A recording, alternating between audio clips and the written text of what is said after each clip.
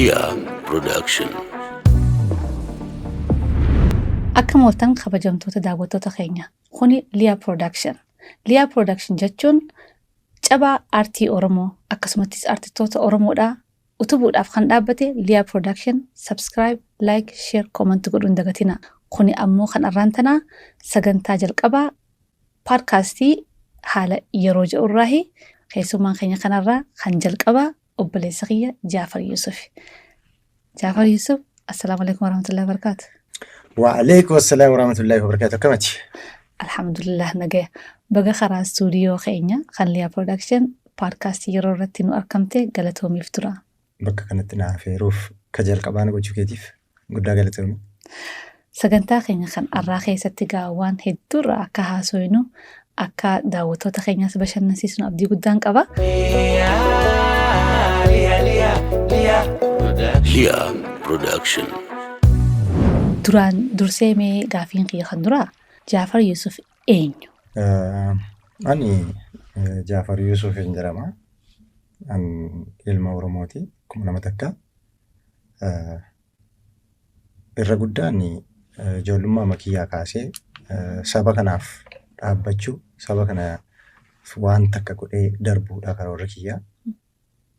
Ergan mana barnootaa addaan kutee gara qabsootti seenes sirboota qabsoo garaagaraa hojjedheen jira. Yeroo ani itti sirba qabsoo hojjedhee faama sirba maaster pilaanii bara maaster pilaanii sana kan yeroon hojjedhe sanatti wallistoonni kamiyyuu siyaasa hojjechuu irraa xiqqoo fagaatanii turan. Yeroon istiidiyoo keessa taa'ee dalagu Daawit Taaddasee ture namni naa dalaga. Qarshii 400 qofan qaba ture. Qarshii 400 sana kenneefi sirbatti agarsiiseenaan sirbicha jaallate. Okay, kana dalaguu qabna naan jedhee maallaquma sanaan waan barbaachisu bitannee nyaatallee bitannee Doolaara 400 moo qarshii 400 Itoophiyaa? qarshii 400 Itoophiyaa jechuudha. Kuni bara kam ture? 2014 Akka Itoophiyaa jechuudha. Apriil 400 maal bita? nyaata. Okay. Nyaata waanuma nyaannee halkan sana dalannu halkanuma tokko dalagame. Okay. Halkanuma tokkotti dalannee ifaa gammachuu fa'aa ture. Addisuu Karrayyuullee guyyaa sana ture. Yeroo an istiidiyoo keessatti sagalee seenu hanga har'aan yaadadha. Daagin Mokonnin mana jala taa'aa ture ala. Nama hundayyuu dhorkee jechaadha Daawit.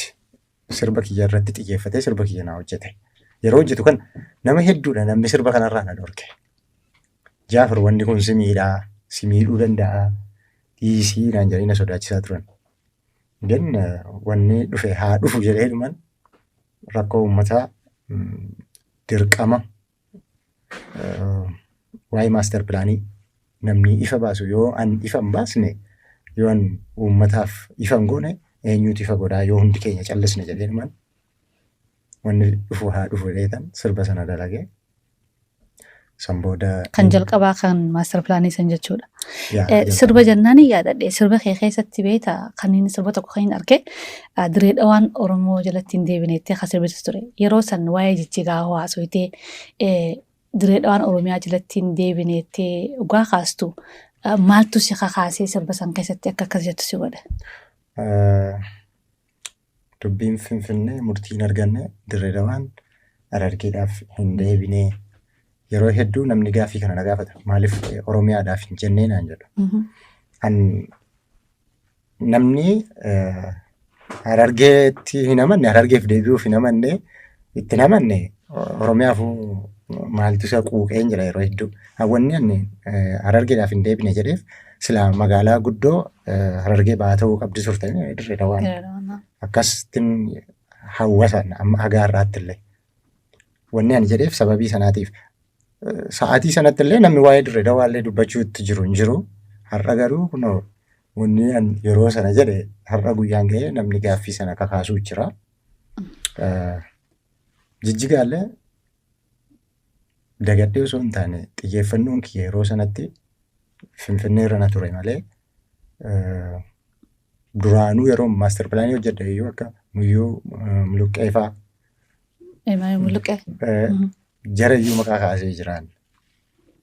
akkamittiin barte faanaan jiru yeroo hedduu akka inni hin fudhatamne kan Oromooti faanaan jiru Dirree Dawaan amma magaalaa Oromooti naan jedhu. Dhuguma magaalaa kan Oromooti magaalaa silaa Oromiyaa keessa ta'uu qabduudha. Garuu immoo Oromoon argee bu'aa silaa Dirree Dawaa irraa argachuu qabu hin arganne. Ganna shanan dabaran kana keessa maal keessa turte? Yaa akkuma beekamu waggaa 5 darban waa hedduus mudannoo hedduus ni qaba. Wanni ani calliseef namni miidiyaa irraa na dhabeeti kan inni Jaafar eessa badee maaliif badee wanni jechaa turaniif. Waggaa 5 kana keessatti hidhameeras biyyaa ba'ees baqadheeras amma immoo hanga Ameerikaatti dhufee jechuudha. Yeroon biyya jirus sababuma siyaasaatiif hidhamee ture.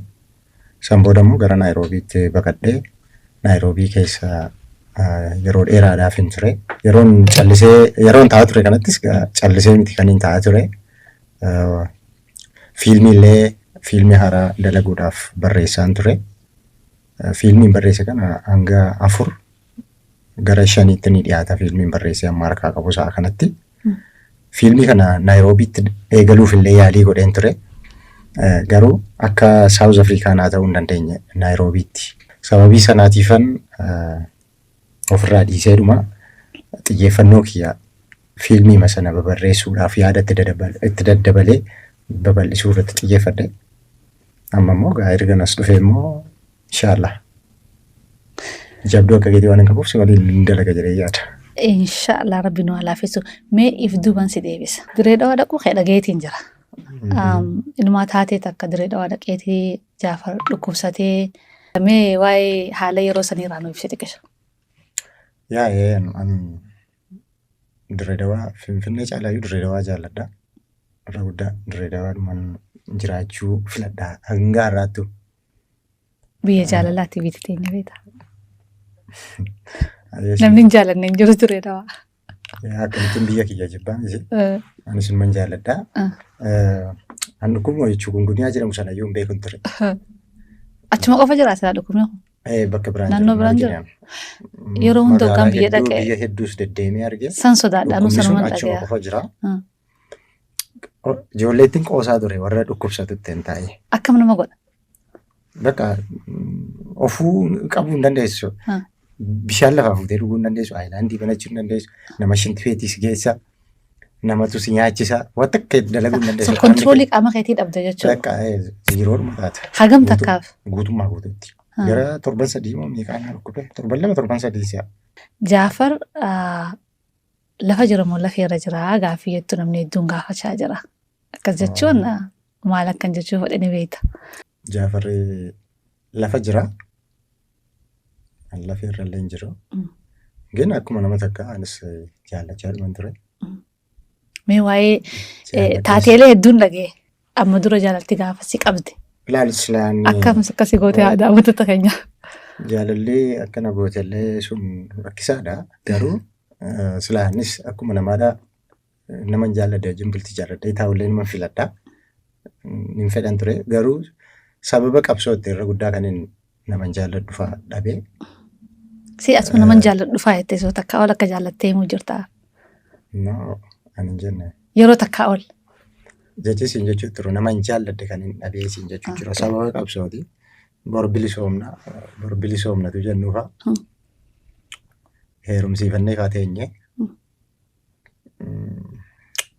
Haa ta'u rakkoon qabu. Inshaallah. Qabsoo kana keessatti waa hedduu dhabde jechuudha. Amma sababa qabsootti. Sababa qabsootti tumamuu, reebamuu, hidhamuu qofa osoo hin taane jaalalallee itti dhabnee jirra. Waa'ee yeroo jaalalaa san. Deddeebitee na gaafate nama si ergee jira. Nama hedduun na gaafate maaliif akkuma beekamutti egaa waltajjii piriimiirii muuvii irratti akkan argame ni beekta gaasiifin immoo nama hedduu akka ammas walitti dhiyeenya qabnu akka obboleenitti namootan beekan anis beekta Itoophiyaa guutuutti illee beekamu baadhu naannoo hanga takkatti namni na beeku hedduu jira kontaaktii kiyyaa haa qabu nama hedduu nama takkaa waliin na gaafate dhugaa asumaanuu gabbara nyaadha jeetii baranii gubboo. al takka beekamtiin dhukkuba. Pointiin Because kee wanni eessa ani ammoo? jedhuuf Mm. dhukkuba yeroo jedhu bakka wayirraa si daangessa yeroo hedduu Mm. bakka dhaabbachuu feetu fa'aarraa si daangessaa, bakka deemuu feeturraa si daangessaa, waan gochuu feeturraa si daangessaa. Mhm. Nama fakkeenyaaf yeroo hedduu yeroo namni karaarra fa'aa taa'ee fa'aa taphatu fa'aa waa nyaatu fa'aa waa dhugu fa'aa ni hawwitu haa gochuuf. Mhm. Gin kaameera amma sodaatta ofirraa. Amma haa Namni keessaa fuudhu. amma fa'aa bakka namni sirratti xiyyeeffatee kaameeraa fa'aa si waraabee fa'aa maqaa si balleessuuf fa'aa warra yaalii godhantu jira. Sababii sanaatiif al takka beekamuun dhukkuba jedhee yaadaan. Turtii biyya baqaa kana keessatti South Africa deemuu kee hawaasni akkuma beekuutti taate muuvii keetillee South Africaatti hojjette akkasumatti illee gara Keeniyaallee imaltee turte mee imala biyya baqaa lameen kanarraa hawaasa daawwattoota keenyaaf wanni gumaachitu yoo jiraate. Ani Naayiroobii deemuun kiyya dura bakki ani deeme bosona. Bosona deemee bosona keessa qabsoorran ture. Leenjii waraanummaa fudhadhee jechuudha. San booda immoo hooggantoonni kiyyaa akka sagaleedhaan uummata kana bira dhaabbannu sagaleen keenya hedduu sa'a sanatti waan dhaga'amuuf akka nuyi sirba hojjennee uummataaf sagalee taanuuf aanallee jaala kiyya caalaa bultumeellee gara Naayiroobiitti nu erganii. Naayiroobii keessallee jiraachuu hin dandeenya nuti. Hedduu nutti ulfaate jireenyi Naayiroobiidha. Akka gadamsa bosona keessa jiru sossodaachaa jiraachuu eegallachitti. Sababni isaas mootummaan wayyaaneedha yeroo sanatti humna guddaa qabu Naayiroobii keessatti. Namoota meeqatu bade bara sana warra akka Dabbasaa Buyyoo fa'aa. Abbaa Gadaa Dabbasaa Buyyoo fa'aa badee. Ammallee nuuf osoo nu hin naqin durallee injiinar Tasfaa'uun Camadaa fa'aatu biyya sana keessaa qabamee biyya galee mana hidhaa keessatti akkasitti dararamanii du'anii. Anas caalaas ta'e hireen keenya gara fuula duraatti waan sana ta'eef maqaan keenya illee bahee ture nu qabuudhaaf. San booda gaafa maqaan keenya bahu koominiitiin Naayiroobii keessa jiru kana Oromoodha infoormeeshinii sana dhaga'anii. Infoormeeshinii sana dhaga'atanii anaa Asmaraa hoteelii bakka jedhamu warra Eertiraanotaa tokko jira. Achi taa'ilaa kana nyaachuu jiru. Jaafar sitti dhufan waanuma jiru qofan dhaga'e. Kazaa na fuudhanii jedhanii makiinaa kontiinara ofirraa qabu. Achi keessa na buusan. Osoo manatti hin deebiin osoo waa takka nama takkatti nagaan dhaammatee. Sammuudhaa caalaallee fidanii na dabalanii akkasitti nu fuudhanii Mombaasaa nu geessan. Mombaasaa geenyee Mombaasaa irraa dabarree Taanzaaniyaa seenne Taanzaaniyaatti qabamnee dudduuba deebine mallee. Taanzaaniyaa irraa dudduuba deebinee mana hidhaa Mombaasaa keessa turre. Suuraan keenya takka faan miidiyaa kanarraa poost ta'u suuraa anaaf caalaan mana hidhaa keessa jiru harki keenya hidhamee jiru tokko ka Mombaasaa ture sun. Taanzaaniyaa ture osoo gara Mombaasaa dhufe. Mana hidhaa sana keessatti akka carraa ta'ee warra mootummaan biyya kanaallee hin jaallanne tokko jira. Silaa nuu raawwate iyyuu ammallee jara dabalamte jiraajuu walii hidhamte jechuun waan biraadha. Warra wanti National Shabaab jaraajin hidhamne. Jaraajin Kan isin eenyu ture? mana takka keessatti hidhamne. Mootummaa Itoophiyaan nu barbaaduu jiraniire. Keessa mootummaan Itoophiyaadha hidhata mootummaa Keeniyaatii wajjin qabu. Jala deemanii nu qabsiisan. Sa'a sanatti hedduu sagaleen caalaa hedduu uummata Oromoo biratti hedduu dhaga'amaa ture yeroo sanatti. San booda gaafa nuyi qabamnee Taanzaaniyaatti walii galanii Mombaasaatti achi nu deebisan. Gaafa nuyi Mombaasaa geenyu infoormeeshiniin keenya dhaga'ame.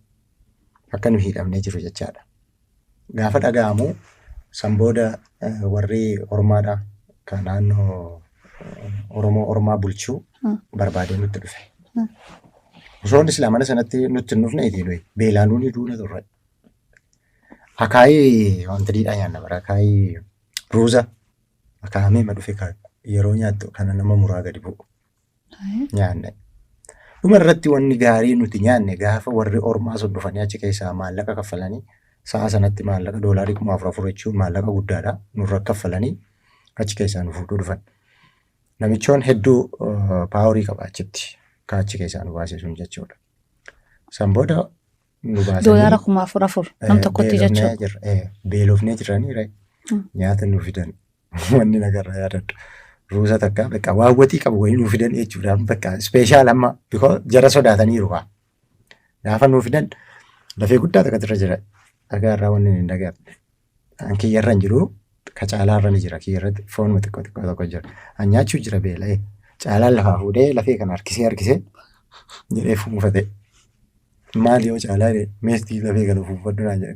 Maal jedhaa harree jedhee. Foon harree isinii fidanii? Wanti nuti rifeensumti achirra jiru iyyuu ni jabaata akka rifeensa harreetti. So caalaan bultumee foon harree nyaate jechuudha. Nyaatee miti maal fuudhee cituu fi didee maal anis nyaadhee already nyaachaa jirraati. So foon harree kun achirraa eegalee jechuudha. Itoophiyaa jirtu takka beektaa foon. Keenyarraa eegalee jechuudha.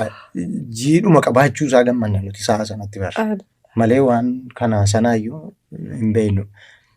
Osoo caalaa bultumee osoo waraabessa jiru. Shoo kana yoo arge. No, jaalannee Mistirii baastee siin jaa. No, mistirii baastee osoo hin taane walumaa nyaachuu jira bara. Daawwattoota kan dhageessu. Bar kan saarra lafee guddaatu jiraati malee kiyyarra illee numa jira bara. Harree ta'uuf dhiisuullee mala bar nuti hin beeknu. Lakki harruma. Uffatee harree jira naan jennaan uma siin jira. Akka itti achii baale. Erga achii baaneeti san booda mana hidhaa sanaa nu baasanii warra ormaa bira turre jarri illee ni sodaatan. Of birallee nu tursiisu. Jarri ormaa kun? Motora tokko nu laatanii Taanzaaniyaatti nu ergan. Motora qabannee Taanzaaniyaa kana irra guddaa isaa motoraan deddeemaa turre keessa. Taanzaaniyaan biyya guddoodha hedduu. Irra guddaa immoo erga Taanzaaniyaa dabarree miillumaan deemne jechuu dandeessaa gara Saawuz Afrikaa. Zimbaabuwee fa'aa guutummaa guutuutti miillumaan deemne iyyuu. Biyya hagana guddattu kana yaaddee. Achirraa kaatanii eessa dheetan? Taanzaaniyaa irraa kaanee Taanzaaniyaa keessa xiqqoo turre bubbullee jirra achi keessa. Motoruma kanaan jechuudha. Taanzaaniyaadhaa kaanee Zaambiyaa immoo deemne. Zaambiyaa osoo Zimbaabuweetti darbuu jiru boordarra Zaambiyaa irratti caakkaa keessa turre. Caakkaa keessa turre marga fa'aa nyaanne achitti immoo beelofne nyaata akka itti nutti fidan dhabanii akka carraa ta'ee waraanni wayii dhufee akka itti nutti dhiyaatan dhabanne jarumtu caakkaa keessa bakka nuyi jirru sanatti. Marga buqqifnee marga jallisee lallaaftu argite sana nyaannee dheebonnee jechaadha qabuun qoonni gogee akkasittiin guyyaa meeqa achi teenye achiin fuudhanii osoo nu dabarsuu jiranii hanquban qabu beektaa ka daldaalaan nu fuudhee nuun deemu sun nadha'e as dudduubaan. Maali?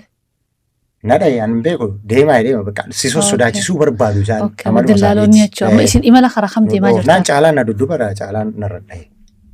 Daldalichuma kana jechuudha. Onneen keenya waan biraan nu eessa jira gaa. Kazaa isiniin qabsiisan nuun jedhe. Gaafa nuyi galatti gallee tumne bakka.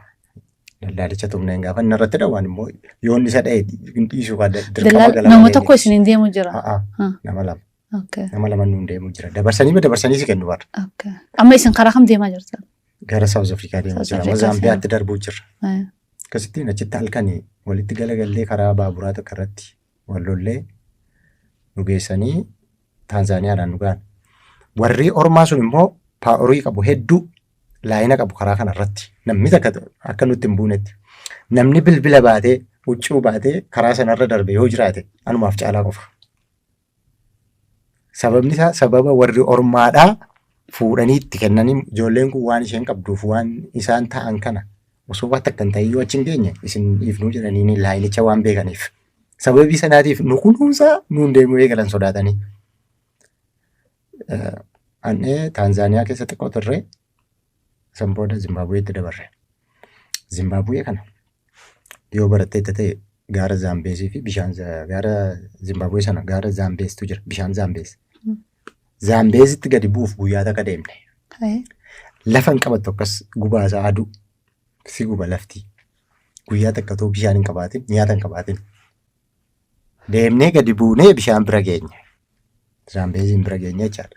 bishaan bira gaafa geenyu bishaan kana gaafa bishaan guddaadha gaa Zaambeessa jechuun bidiruudhaan ceeta. Gaafa bishaan kana kadhuun wallaahi as nu muree qabu as keessa nama murala. Yeroo bishaan sanarra qaxxaamuruu jirutti nama 13 taane nuti. Nama biraa dabalan. Oromoo. Warra Oromoonis ni jiru garuu afaan Oromoo dubbatu garuu Sidaama. Okay. Nama Itoophiyaa jechuudha. Namni kun cuttu karaa tokko deemtan South Africa deemtan. Kazaan nu dabalan gaa. Bishaan sanarra qaxxaamurree bidiruudhaan ceene. Bidiruudhaan ceene halkan amma dhokannee teenyee gara galgaluma geenye dhokannee teenyee gaafa dukkana halkan gamatti cacceene hundi keenya iyyuu. Gaafa ceenu Caalaan na dudduuba deema. Anillee fuuldura deema. Jarri hundi immoo fuuldura deemu warri Antonii sun dura deemuun feene nuti. Dudduuba deemna eeggachaa jira. San booda wanti xiqqoo tokko natti kennanii bishaan kana akkasitti qabadhee osoo deemuu jiru yeroo isaan dadhaban afaan isaaniitti naquuf gurra isaanii keessatti akkas coobsaaf yeroo gurratti coobsatu weetta qaamni keenya ni qabbanaa. Sanammoo bosonatti bare. Gurratti bishaan xiqqoo tokko xabitti godhaaf qaamni isaanii ni qabbanaa ni deemu. Osuma kanaan deemnu yeroo duraatiif hin dhagee kana. Halkanuu ni guba bar. Afaaniin osoo hin taane gurraan. Guyyaa osoo hin taane halkan sana yoo aduun gubaa isaan dandeessu. Barahaa waan ta'eef bosona waan ta'eef gammoojjii waan ta'eef jechaadha lafichi. San booda gaara haga guyyaa deemaa oolte halkan immoo ganaa ol deemta barka biraa. Asii gaditti buute amma immoo deebitee ganaa ol baata. Gaara guddaadha. Dhagaa gidduu deddeemte dhagaa qabattee kuftee fa'aa ol deebitee gidduu dabarta lafa sanarra. San gidduu osuma deemnu qeerransa isaa agarree anaaf caalaa gidduu qeerransi darbee jira. Walirraa fageenya keenya gidduu irratti. Galagalee anaa dhaabbatee akka galagalee ilaalu akkas dhufee boolla gidduu deemu jira caalaa irra akkas ta'anii darbee nurra jechaadha. Deemnee ol baanee gaafa dhumarra gahuu kaanu fiilmii nama hojjedhe kan harkaan qaba. Barreessee jechaadha. Baagallee harkaan qaba, huccuullee harkaan qaba. Baadheen jira. Caalaa illee baatee jira. Gaafa nakee deemaa dhufu huccuu namaa ciccitaa kanallee kophee namaallee maal kanallee arguu eegale gaara kana gaafa ol ba'aa deemtu. Because akka namni achitti du'ee nyaatamee jiru maalu ni mul'isaa jechuudha. Wanni achitti gaggatamee jiru kun. San boodatuma xiqqoo ol deemnu huccuu namaas maalis argee dhumarra gaafa gahuu dhaqee gaara kana xiqqoon tokko na haftu. Wanni ani ijoolleedha kennu kun narkaa dhume. Narkaa dhumee xiqqoon tokko jalatti hafte. Waan hafte sana akkas sochoofadheen dhuge feentii bahe. Silaa dhuguu hin qabuun ture. Waan akka wanti wayiiti. Akka furdaadha. Akka juusa wayiiti. So humna seeqannaa waan akka humna nama. Silaa akkas ture wanni sun. Angaruu dagadhee. Silaa waan xiqqoo kana dhuddee of wantinaa gochuu hin qabdu turte. Baadhee jira kaasil xiqqoo tokkoon baadhee jira bakka bishaanii sanatti namarraa fuudhe jararraa. Jarumaaf hin kennaa ture warruma Sidaamaa sanaaf ofii kiyyaan nun. Kadhumarraa hafte sana caalaadhaallee kennee ture yeroo sana bishaanillee kenneefi ture caalaadhaan. Caalaan jalqaba dadhabee bakka isaa fedheeti irra guddaa kan inni dudduubatti illee harkifachaa ture. Inni dadhabeennaan. Dhumarra gaafa naqee qabu ana feentii hooyi. Dadhabee. Tarkaanfachuu dadhabee gaafa waan sana dhugu. San booda na dhiisa deeman caalaan na biratti hafe. Deemii jedhanii hin deemu. Namoonni kaan kutanii jechuun warra kaan. Kutanii achitti immoo lafti sitti bariinaan warri Zimbabwee yoo si qabde lafa si qochisiisti sin gadhiistu mootummaa kamii wajjin walii galtee hin qabdu Zimbabween isaa sanatti illee. Ni hidhamtaa lafa qonnaa qottaaf jira. Informeeshinii kan dursanii nu himanii jiru dhageenya jira. Jarruu kanaa hidhanii fiigu. Dallaalaan fuuldura fiiga beekaa. Isuma faana fiiguu qabdaati. Tokko qofa achitti dallaalaan nu fuudhee deemuu jiru sun. Akkasittiin osuma deemnu dadhabee erga gaara sana baanee dhumarra gaheen dadhabee beekaa. Deemuun dadhabee. Xiqqoo mannuu afa barsilaa keessaa bahuuf. Waanumaan sababuma waan sana dhugeef hin dadhabe. Sammooda caalaan deemiin jireenya beekaa. Naa qabanii hunduu isaa du'u deemee hin deemu naan jedhe. Si dhiisee hin deemu naan jedhe achi deemee ga'e achi addeebi'e natti. Addeebi'ee dhufee na harkise lafaa ol lafuudhuuf. Gaafa inni lafaa ol lafuudhuuf ka'u harkisaa kun na qabbanoomnaan harkasaa fuudhee hanqii keessa kakkaa'adhe. Qabbana harka isaatii barbaadee jechuudha. Afaan kiyya goggoge bara. Gogee gaafa hin jiru maayikii bakka ta'e beekaa. Harkuma caalaa jechuudha. Keessi afaan kiyyaallee goggoge beekaa. Because yaadi kan nama guyyaa lamaaf deemuu jira bara. Miilaan. harka isaa afaan kiyya keessa kaa'adde qabbaneeffadhe. Nama bar keessa baanee yeroo caakkaa keessa bakka takkatti dhokannee taa'aa turre gaaruma sana keessatti jechaadha. Sodaannee dhokannee taa'aa turre. Wantani baaga kiyya keessa koolgeetii wayii ture. Warri Sidaamaa sun wallaahi koolgeeta sana afaan jiifannaa na kadhata deekama. Koolgeeta sana afaan jiifachuuf. Keessaafuu amata 15 dabre kana keessa haalli ijoolleen teenyaan ilmaan Oromoodhaa ittiin baqattu karaa miilaa kanaan, karaa taaribaa kanaan, karaa bishaaniin kanaan hedduu namootan waan kana keessa dabre dinqisiifadha. Ammoo hedduu na gaddisiisa ammas maaliif nama meeqaa kana keessa du'e. Kan manaa bahee ilaa ammaan tanaa warri isaanii reef kan argin jira. Kan manaa bahee dooniidhaan bishaan keessa kutee du'ee fi jiraachuusaa ammallee koonfarmiin godhin hedduu jira. Ammoo ilmi namaa tokko lubbuusaa akkana dabarsee kannee keessaafuu shamarreen takkafaan miilaan ogaa deemtuan bakka san geenyaan ana biratti jeena. Dhugaa rabbii hedduun dinqisiifadha nama akkasitti karaa miilaa kanaan biyyarraa bahee biyya baqaa dhaqe kan. Anamma bakkan Silaammaa bakkan itti kufe sanatti caalaan guyyaa sana dhiisee deemeera ta'eeti. Yookaan Zimbaabuwee hidhamaa yookaan immoo hin du'an ture.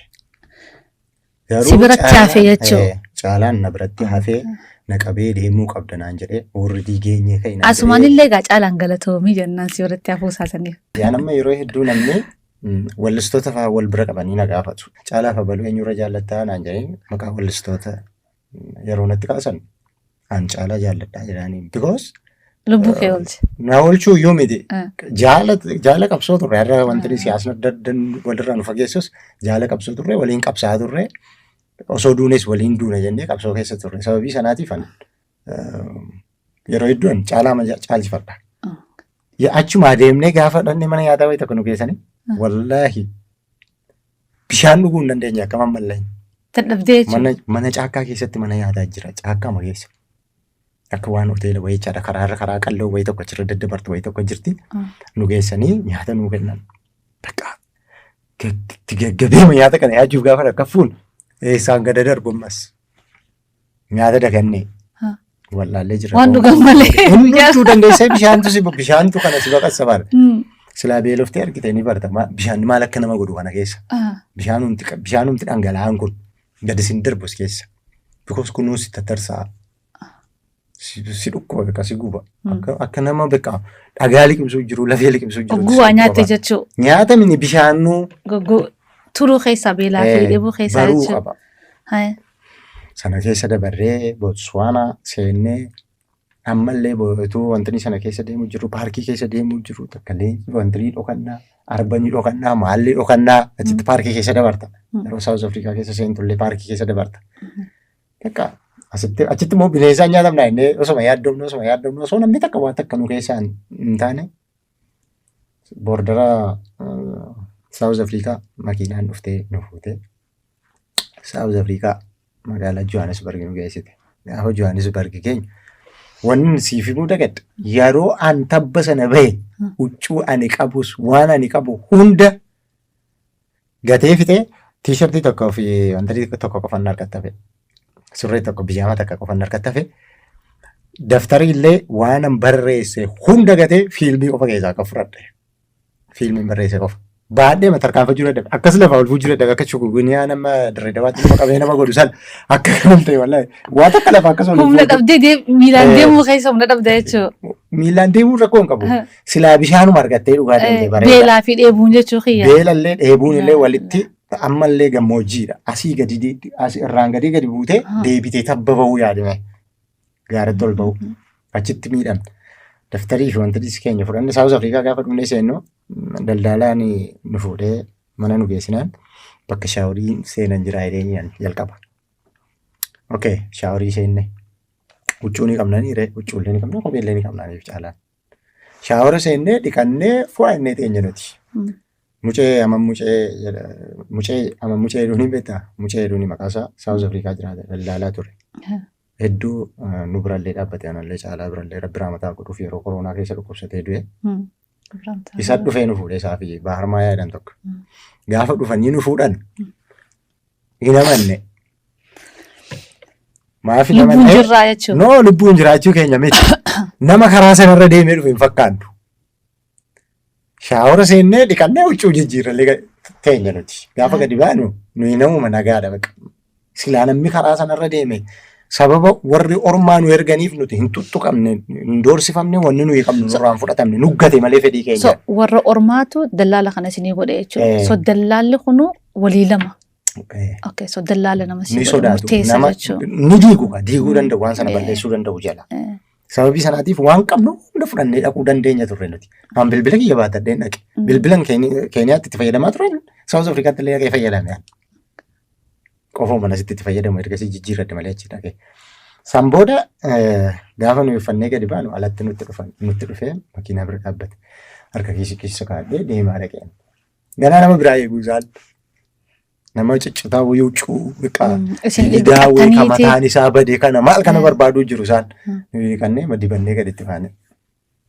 Raaziliinii keenya achuma keessaa shaaworuma keessaa argannee ofitti xaxxarannee nama fakkaannee gaditti faane nuyi sodaannee jechaadha. Akkasittiin South Afrikaa dhannee South Afrikaa gaafa seennu uummanni South Afrikaa akka nama warqee qabatutti nu qabate. Sinqee bale. Waan nuyi karaa kana irratti taane waan nuyi Naayiroobiitti taane nurraa kaffalan akka jirutti. Hedduu akka bareedatti sinqee balan jechuudha. Luqee balanii qofa miti mataa irratti nu baatanii malee. Waan isaan nuun goone takka illee jiru waan takka gaafannee hin dhabne. Bakka nuyi teenyutti nyaataaf dhugaatiin nu dhufa akkam. Numatu gosa nyaata barbaannu himata malee bakka nuyi jirrutti nutti dhufa. Wanni hundi bakka nuyi deemuu barbaanne makiinaan gosa nuyi barbaanne hin deemaa turre.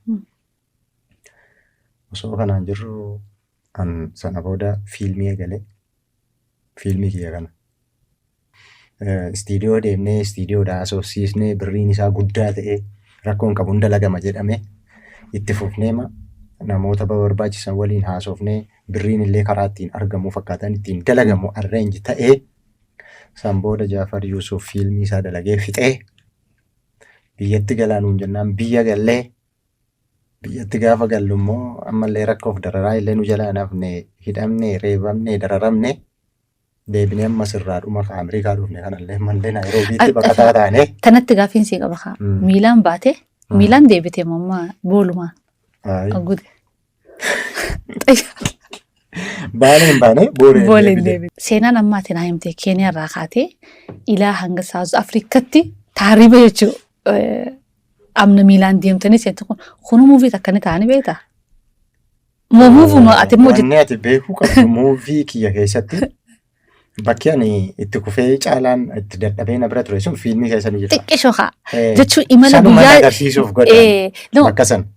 Seenaan ammaatiin haa himte siinjee nama hedduutu keessatti ifa harka maaliif keessaafuu siinjee bara 15 dabalee kana keessatti Oromoon hedduu baqatte. Kunummaanuu jalqaba Keeniyaarraa ilaa haga South Africa biyyoottan ati tuttuuxe taateen ati keessa buutee ibsite bahaa bu'ii dila kana keessa dabartee gaa alhamdulillah irraan tana galanni harabbiiti biyya Ameerikaa kana dhufte hawaasni carraan harkatiin illee muuvii kee arguudhaaf illee carraa harkate Jaafariif maaltu itti aanamma Jaafar maal yaadu jira? Amma ani alhamdulillah amma biyya diimokiraasii qabdu dhufee hin jira. Gara fuula duraatti qansiraa kiyyaas dalagachaa dhuma. Qansiraantu maaliif akkata? Jecha haaroo kan isiraa baradhee dhiyootana. Qansiraa kiyyaas dalagachaa dhuma. Fiilmii dalaguu fedha ammallee. Fiilmii ani amma duraan hojjedha. Fiilmii kiyya ilaaltaniittu namni biyyi fiilmii kiyya seeraan taa'ee beekaa. Na gammachiise. Uummata Minisootaa kana. Anillee jirma waliin hin taa'ee ilaalee fixe. Ammallee sababa fiilmii kanaatiif jecha nama hin jaalladhu faajjii wal argee Kadir Saayidii wajjin yeroo jalqabaatiif wal argee. Hedduu nama hedduu jaallate. Gaafan ofi qabu nin dadhabee mimmaan qabachuu dadhabee wallaahi. Because namaan jaalladhu akkasittiin arguu kiyyaaf ana caalaa namni jaallatu silaa. Bakka akkuma itti muufin dhabe malee mucaa amman fuwaasiin jedhu kana ka bosona waliin turre isa jaallataadha. Caalaa hedduu fedhaaf lubbuun qabuuf. Akkasittiin carraan fiilmii kana dhufee agarsiisuu biyya namoota hedduu wajjin illee wal barsiise namoota hin jaalladhu illee arge. Fiilmii kana hojjechuu yeroo eegalle dhaadannoo tokko qabna turre. Fiilmii kana gaafa dalaguu eegale jechaadha. Fiilmii sirribii jechuudha. Fiilmii masirbii kana gaafa dalaguu eegale dhaadannoo tokkoon eegale. Dhaadannoo ani ittiin eegale sun namoota waadaa nuu seenan faatu waadaa keenya yaate. birrii namni nuu kennuuf ture fa'aa namni beekamaan Oromoon beektu akka nuti hin arganne nu dhorkachiise. Fiilmii sana kana caalaan bal'isee kana caalaa bareechee hojjedha ture. Birrii an abdadhee eegaleetu jira ture bar. Eessa biyyatti moo? No, yeroon South Afrikaa jiru. Nama South Afrikaa na bira dhufee Ingilizii irraa bahee na bira dhufee waa'ee fiilmii sanaatti mee fiilmii sanatti agarsiisee fiilmii sana jaallatee namni sun irraa gammadee bakka ammaaf eegalu kan ittiin eegaltu $10,000 siin kennaa. San booda immoo waan jiru hundayyuu waliin haasofnaa sin hojjisiisa jedhee walii gallee gammadee rabbina kaasee nama takkatti hime. Namni itti hime sunis nama Oromoo jaallattu nama guddaadha. Nama sanatu akka maallaqni sun naan kennamne godhe. Fiilmii shaneetii ittiin maaloo gochuu fi maaloo dhadhanii olii gadi yeroo sana siyaasni wallaaquu eegalee jira. Akkasitti nu dura dhaabbate akkam fiilmii sanaan dalannee fi san booda gaafa maallaqa sanaan dhabu abdii maallaqa sanaatii illee galee dhiire san booda maaliin jedhe sangaan qalamuu baatus leenca gabuun buluu jedheen poost godhe. Dhaadannoo fiilmii keenya gaafa ittiin eegalle hundi amma yoo gaafatte sangaan qalamuu baatus leenca gabuun buluu. Waan harkate numa nyaata, wahuma harkate jechuudha. Numa nyaata malee agabuun bulu foon isaan dhabu. Sanaafuu fiilmiin Jaafar kun maallaqa sana nuu kennitanis dhiistanis Jaafar fiilmii kana numa dalagaan jedhanii. Bar gaafadhu irraa naa fuudhii maallaqa sana dhorkatee jennaan itti laatteedhaan jedhee bar namni sun. Biiseejii sana hunda iskiriinshuut godheen kaadde. Ilaalcha siyaasaa adda addaa qabaachuun miidhaa aartii Oromoo irraa Istiilaa magaarraatti iskiriinshuut godheen kaa'e vaayibariidhaan nattaasee guyyaa sana namni sun itti laattee harkaa qabdaadhaan jedhee bar. Oofee jedheen ambar akka inni silaa itti naa dabalee na bira dhaabbatuu fi akka inni nama biraallee ispoonsara naa barbaaduufan himeefi. Akkas naan jennaan sangaan qalamuu baatus leenca gabuun buluu jedheen isaafis barreesseef. Achumarraa kaasee wanni sun na keessatti hafee jabaadhu Jaafar ofii jechuu eegalegaa. Namni si jabeessu jiru amma jabaadhu ofiin jedheen isa booddee uummanni South Afrikaa hundiyyuu Jaafaruma ta'ee argame. Bakka namumoo as gamaa gamanaan na qabanii manaan deemuu eegalan. Hamileen horadde beeka birriin hin jiru hamileen garuu dhibbarra jira. Maashaallah. Hojjetamuu qaba. Akka ittiin itti fufee dalagee. Kanaafin warra South Afrikaa yeroo mara galateeffachuu barbaada. Hedduu maatii haadhaaf abbaarra naa caalu uummanni South Afrikaadha akka isaan itti na eegaa turan. Nutilleen asiin galatoomaa jennaani. Warra Keeniyaallee ergan Keeniyaa dhaqes Keeniyaatti illee hedduu na bira dhaabbatan. Namoota hedduu na bira dhaabbate. Haasawni hedduu namatti tola. Maybe part 2 qopheeffanna sagantaa isaa yaadni waliin goone. Egaa daawwattoota keenya asumaan illee obboleessa kiyya Jaafar hedduu takkan galatoomfadha. Istuudiyoo keenyattiin waliin argamee paadkaastii yeroo irratti Liyaa Production jalatti nuuf argamee nu waliin yeroo isaa dabarsee hedduu takka galatoomfanna. Isinilleen Liyaa Production subscribe, like, share, comment godhu hin dagatina waan keessan utubaa asumaanuu galatoomaan sitiin jaaga sagantaa itti aanu keessummaa addaatiin kan irraa gammaddan qabannee isinii dhiyaannu nu hordofaa share godhaan isiniin jaa. Dhageessanii jirtu Liyaa Production subscribe godhaa. Inshallah sagantaa itti aantutti hanga walitti dachaanutti obboleessa kiyya qaalii welcome to Minnesota Oromiyaa xiqqoo hedduu nu galatoomii yeroo teenuu kan nu feetiif. Galatoomii ulfadhuu obboleettii qaalii ani lasin jaalladha sin kabajaa. Thank you. Nagaatti nu wala.